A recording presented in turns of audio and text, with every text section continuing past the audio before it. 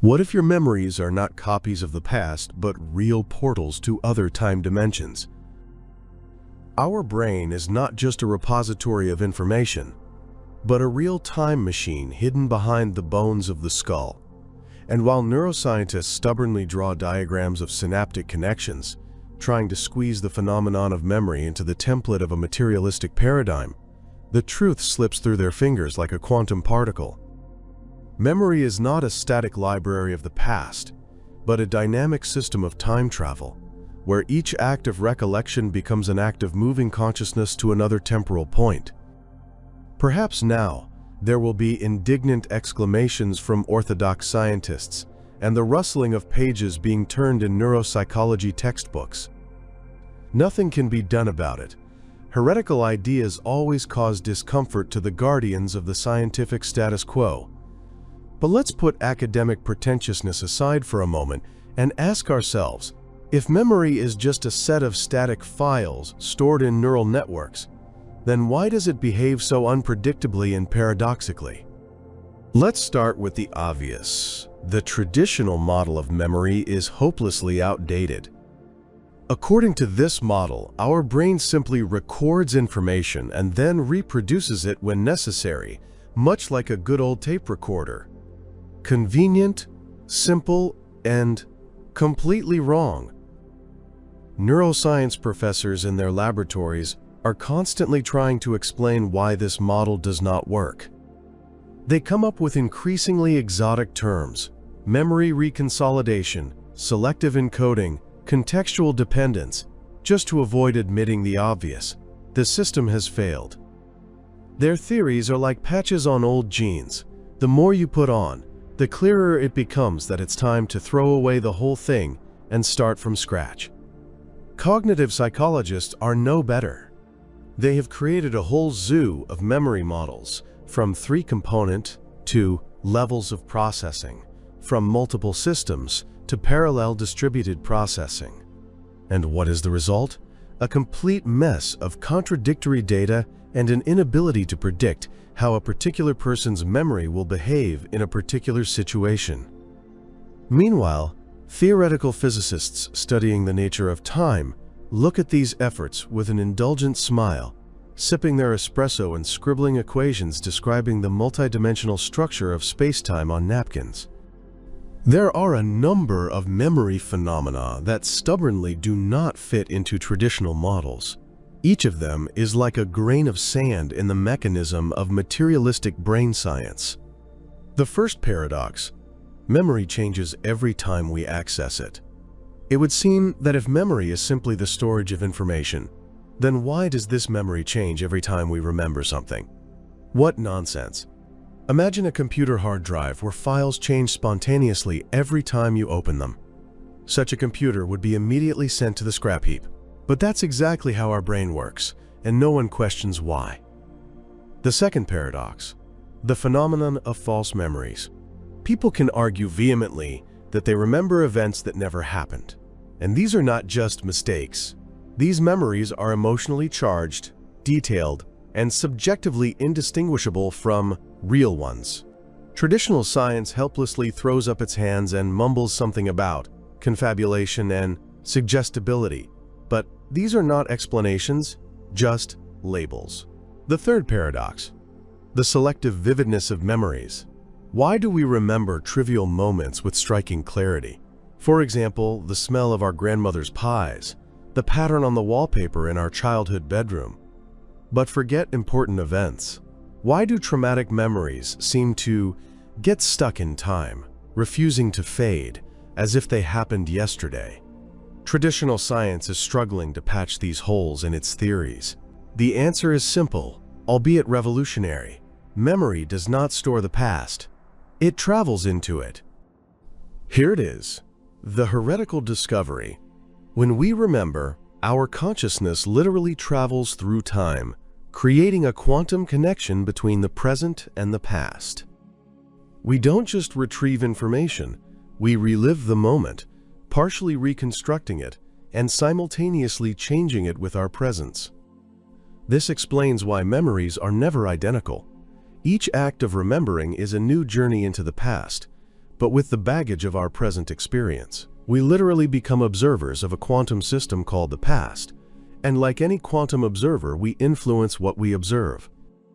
Nobel Prize winner in physics Roger Penrose and anesthesiologist Stuart Hameroff have been developing the theory of quantum consciousness for several decades, according to which the brain uses quantum effects for its work.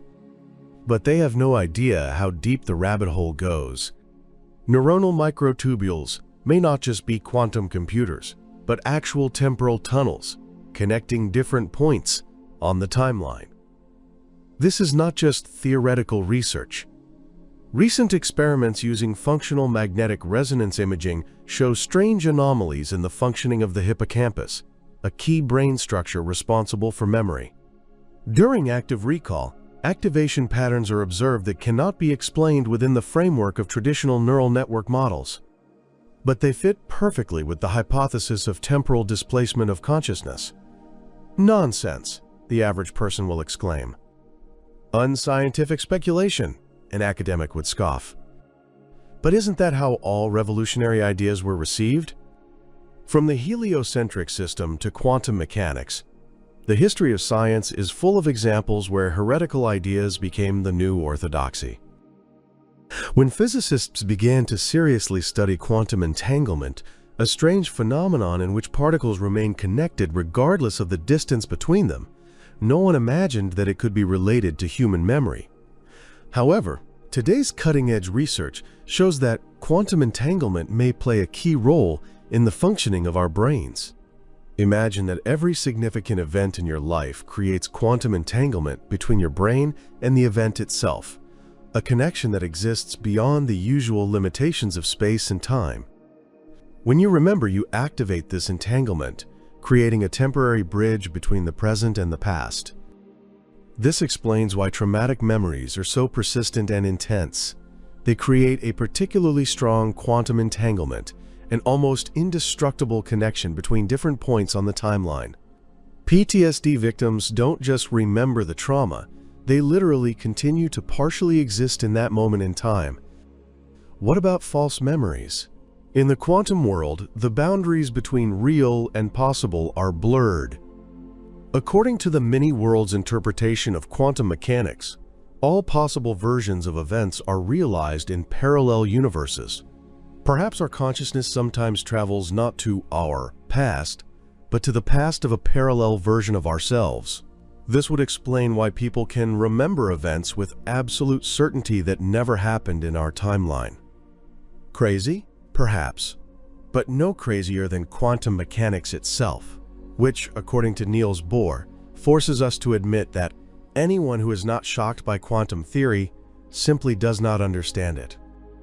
Interestingly, recent experiments with quantum computers demonstrate striking similarities between quantum computing and human memory processes. Both operate with probabilistic states rather than rigidly determined values. Both exhibit strange properties of non-locality and contextual dependence. If memory is indeed a time machine, then control over memory becomes control over time and reality itself. And here we enter the territory where science meets politics and power. Historical revisionists, political strategists, and marketers have long understood that whoever controls the past controls the future. It is no coincidence that Orwell wrote, "Who controls the past controls the future. Who controls the present controls the past." He was closer to the truth than he could have imagined. Modern technologies for manipulating mass consciousness, from fake news to deepfake videos, are, in essence, attempts to create alternative timelines, to implant events that never happened into the collective memory, or to erase those that did. And it works precisely because memory is not a repository of facts, but an active process of traveling through time. Look at the political debates about recent historical events. Different groups of people literally live in different temporal realities, with different pasts, and everyone is absolutely confident in the veracity of their memories. Because for them, these memories are the truth. They literally travel to the past that corresponds to their beliefs. Corporations and governments are investing billions in technologies that allow them to influence memory. From seemingly harmless targeted advertising that creates artificial nostalgic memories, to secret programs for developing interrogation methods based on manipulating temporal perception, we already live in a world where memory is becoming a battlefield. But there is good news. By realizing the true nature of memory as a journey through time, we can learn to protect our personal timelines from intrusion and manipulation.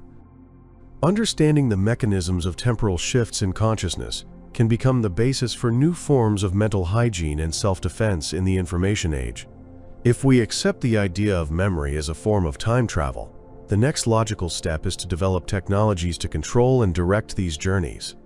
This opens up both exciting possibilities and frightening prospects.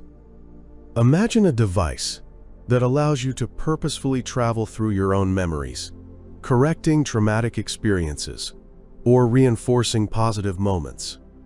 Something between a time machine and psychotherapy. Such technologies could revolutionize the treatment of PTSD, depression, and other memory-related mental disorders. On the other hand, the same technologies could become a tool for unprecedented control over human consciousness. The ability to rewrite memories means the ability to rewrite personality, because we are, in many ways, the sum of our memories. Already today, some laboratories are experimenting with targeted modification of memories in laboratory animals using optogenetics, a technology that allows certain neurons to be activated by light. They call it memory editing, but in light of our theory, it would be more accurate to call it temporal engineering, interference in the structure of the subject's personal time. The ethical issues here are dizzyingly complex. If memory is a journey through time, then changing memories is changing the past. But should we change the past, even if it is our own past?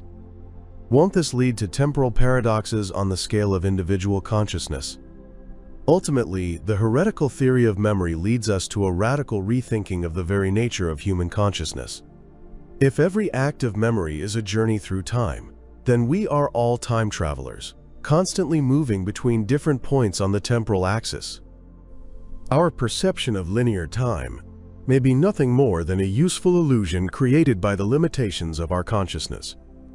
In reality, all moments of our lives may exist simultaneously in a multi-dimensional temporal landscape, and our I is simply a focus of attention moving across this landscape.